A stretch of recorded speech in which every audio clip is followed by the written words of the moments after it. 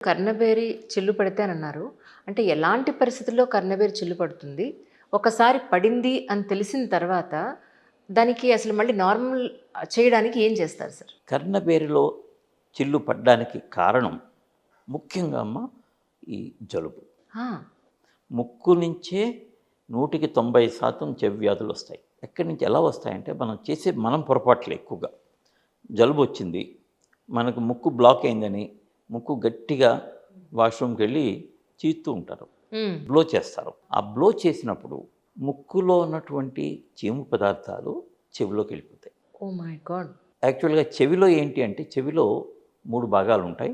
బాహ్య చెవి, అంతర్చెవి, ఈ రెండింటి మధ్యలో మధ్య చెవికి ఒక సన్నటి గొట్టం ముక్కు వెనకాతల భాగంతో అనుసంధానించబడి ఉంటుంది. మధ్య చెవిలో ఎప్పుడూ కూడా ఎయిర్ ప్రెషర్, గాలి పీడనం బయట ఎంత ఉందో అంతే ఉండాలి.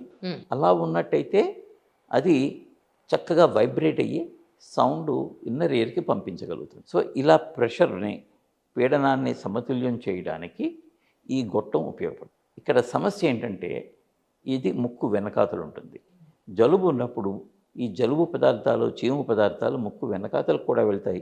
అవి తీయడానికి ప్రయత్నిస్తూ బ్లో చేసినప్పుడు, గట్టిగా చీతినప్పుడు ఒక్క చుక్క కనుక మధ్య చెవిలోకి వెళ్తే చెవిలో ఇన్ఫెక్షన్ మొదలవుతుంది.